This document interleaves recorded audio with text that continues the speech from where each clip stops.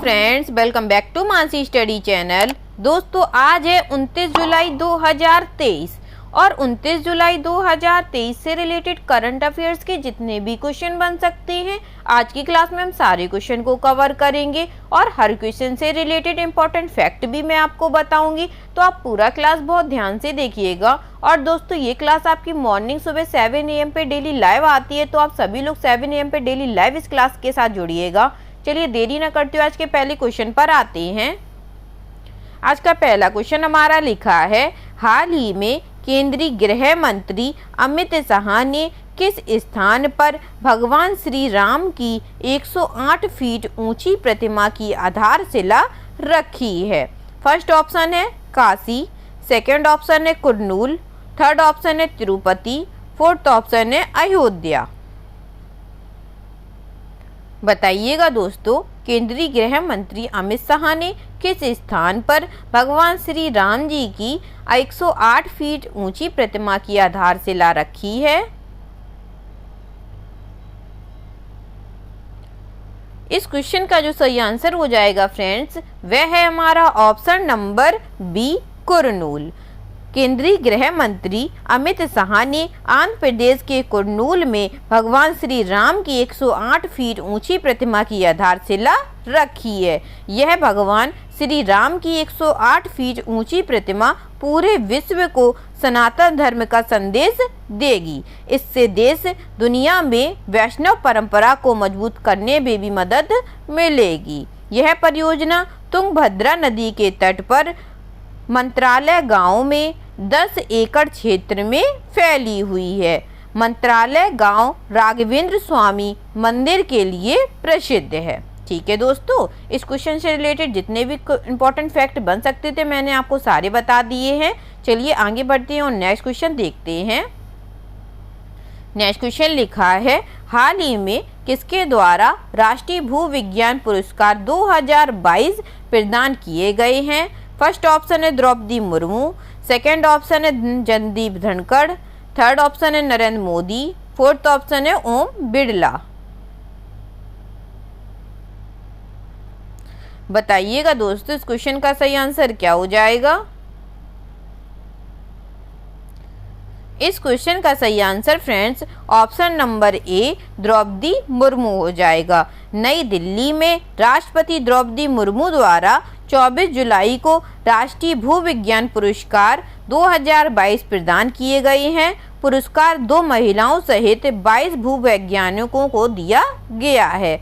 यह पुरस्कार भूविज्ञान के विभिन्न क्षेत्रों में असाधारण उपलब्धियों और उत्कृष्ट योगदान के लिए व्यक्तियों और टीमों को सम्मानित करने के उद्देश्य से दिया जाता है। भूविज्ञान पुरस्कार 2022 में भूविज्ञान के विभिन्न क्षेत्रों में लाइफ टाइम अचीवमेंट के लिए एक राष्ट्रीय भूविज्ञान पुरस्कार, एक राष्ट्रीय युवा भूवैज्ञानिक पुरस्कार और 8 राष्ट्रीय भूविज्ञान पुरस्कार, जिसमें 3 टीम पुरस्कार प्लस 3 संयुक्त पुरस्कार प्लस 2 व्यक्तित्व पुरस्कार बराबर टोटल कितने पुरस्कार हो गए दोस्तों? टोटल हमारे हो गए 20 पुरस्कार विजेता शामिल हैं। राष्ट्रीय भूविज्ञान पुरस्कार की स्थापना सन 1966 में हुई थी। कब हुई थी दोस्तों? 1966 में हुई थी। ये सभी पॉइंट दोस्तों मोस्ट इम्पोर्टेंट लिखे हैं, तो आप सभी लोग इन पॉइंटों को 2 से 3 बार पढ़िएगा, तो आपको सभी पॉइंटों को याद रह जाएंगे। ठीक है दोस्तों, चलिए आगे बढ़ते हैं, नेक्स्ट क्वेश्चन देखते हैं। नेक्स्ट क्वेश्चन लिखा है, हाल ही में केंद्रीय सरकार ने वित्तीय वर्ष 2022-23 के लिए कर्मचारी भविष्य निधि योजना के तहत जमा पर ब्याज दर बढ़ाकर कितनी कर दी है? फर्स्ट ऑप्शन है 8.05%, सेकेंड ऑप्शन है 8.10%, थर्ड ऑप्शन है 8.15%, फोर्थ ऑप्शन है 8.20%।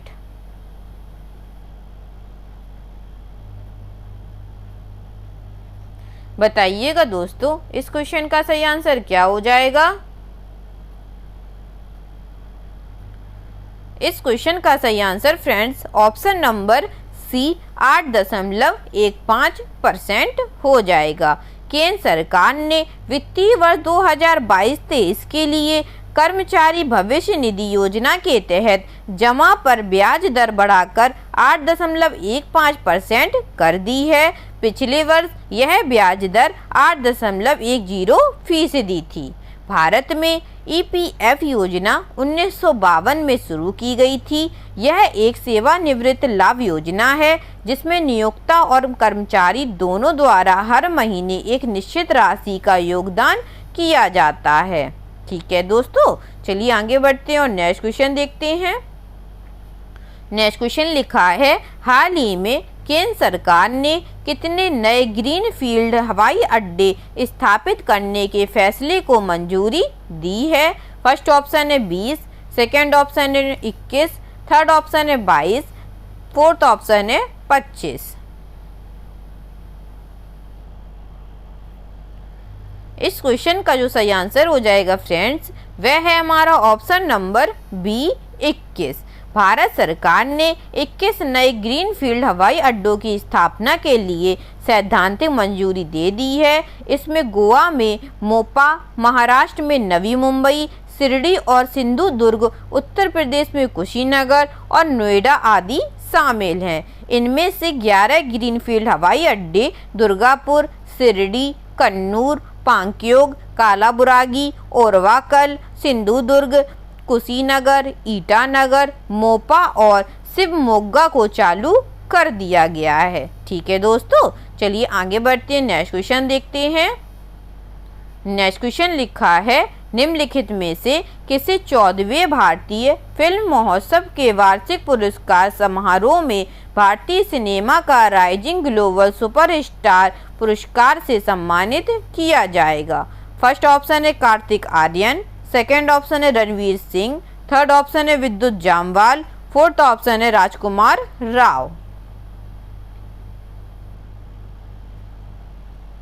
इस क्वेश्चन का सही आंसर दोस्तों option number A Kartik Aaryan हो जाएगा।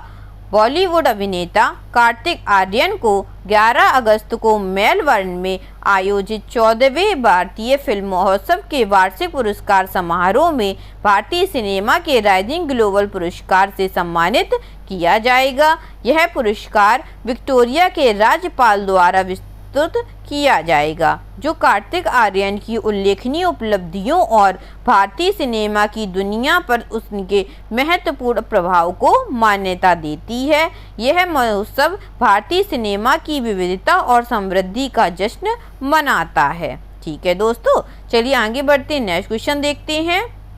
नेक्स्ट क्वेश्चन लिखा है, हाल ही में ISSF जूनियर शूटिंग विश्व चैंपियनशिप 2023 के 50 मीटर पिस्टल इवेंट में किसने गोल्ड मेडल जीता है? फर्स्ट ऑप्शन है सौरभ भाकर, सेकंड ऑप्शन है कमलजीत, थर्ड ऑप्शन है विशाल शर्मा, फोर्थ ऑप्शन है रमाकांत यादव।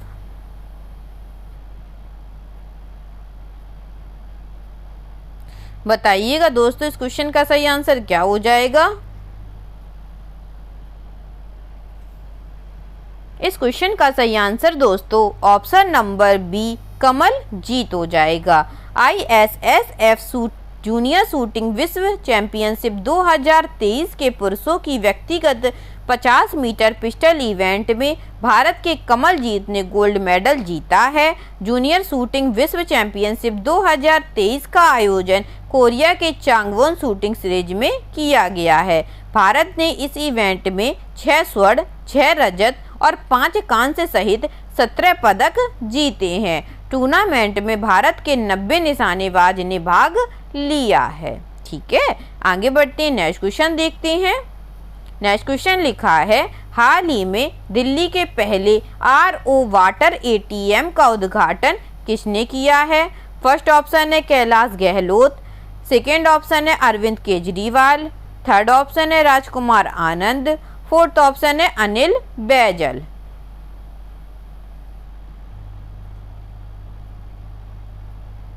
बताइएगा दोस्तों इस क्वेश्चन का सही आंसर क्या हो जाएगा?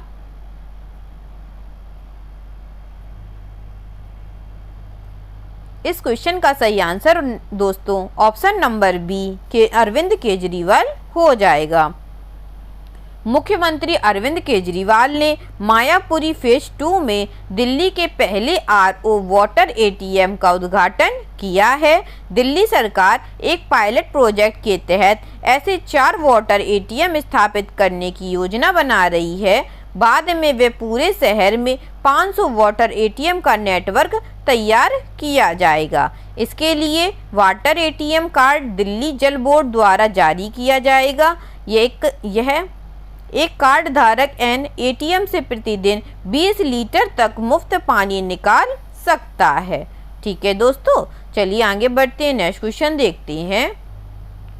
नेक्स्ट क्वेश्चन लिखा है, हाल ही में अंतर्राष्ट्रीय क्रिकेट में सबसे ज़्यादा विकेट लेने वाले दूसरे भारतीय गेंदबाज कौन बने हैं? फर्स्ट ऑप्शन है उमेश यादव, सेकंड ऑप्शन है मोहम्मद शमी, थर्ड ऑप्शन है रविंद्र जडेजा, फोर्थ ऑप्शन है रविचंद्रन अश्विन।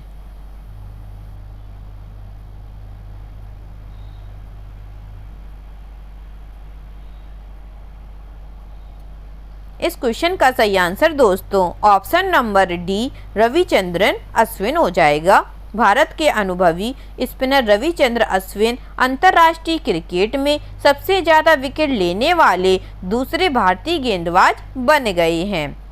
त्रिनिदाद टेस्ट में वेस्टइंडीज की दूसरी पारी में दूसरा विकेट लेते ही अश्विन के 712 अंतर्राष्ट्रीय विकेट हो गए हैं। रविचंद्र अश्विन ने पूर्व भारतीय गेंदबाज हरभजन सिंह को पीछे छोड़ दिया है। अंतर्राष्ट्रीय क्रिकेट में हरभजन के नाम 711 विकेट हैं। इससे एशिया 11 की ओर के लिए गए 4 विकेट भी शामिल हैं। अब भारतीय खिलाड़ियों में रविचंद्र अश्विन विकेट के मामले में सिर्फ अनिल कुंबले से पीछे हैं। और अनिल कुंबले के कितने विकेट थे दोस्तों? 953 थे। ठीक है, चलिए आगे बढ़ते हैं, नेक्स्ट क्वेश्चन देखते हैं। नेक्स्ट क्वेश्चन लिखा है, हाल ही में फिनलैंड में आयोजित टाम्परे ओपन का खिताब किसने जीता है? फर्स्ट ऑप्शन है सुमित नागल, सेकंड ऑप्शन है सिमन कीलन, थर्ड ऑप्शन है एडम टेलर, फोर्थ ऑप्शन है डेलिबोर श्वेरसीना।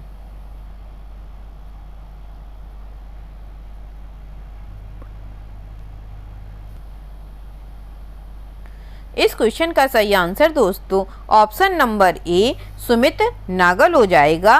भारतीय टेनिस खिलाड़ी सुमित नागल ने चेक गणराज्य के डेलिबोर श्वेरसीना को हराकर टाम्परे ओपन का खिताब जीता है। सुमित नागल का एक चौथा एटीपी चैलेंज और साल का दूसरा खिताब है।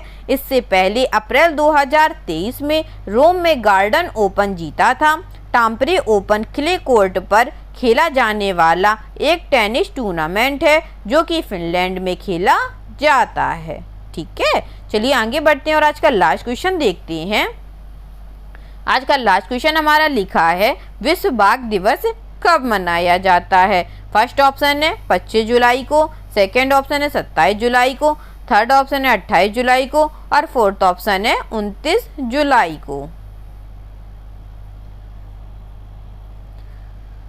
दोस्तों विश्व बाघ दिवस ऑप्शन नंबर डी 29 जुलाई को मनाया जाता है। यहाँ पे मैंने आपके लिए सारे जुलाई में जितने भी इम्पोर्टेंट डेज होते हैं वह सभी इम्पोर्टेंट डेज लिख दिए हैं। चलिए पढ़ते हैं कि जुलाई में हमारे कौन कौन से इम्पोर्टेंट डेज होते हैं।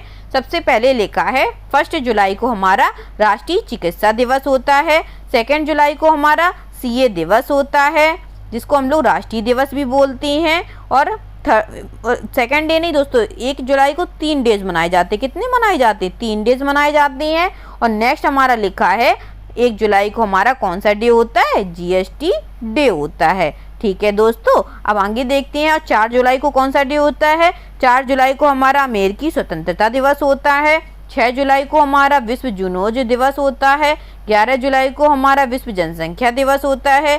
12 जुलाई को हमारा विश्व मलाला दिवस होता है। 15 जुलाई को युवा कौशल दिवस होता है। 17 जुलाई को अंतर्राष्ट्रीय न्याय के लिए विश्व दिवस होता है।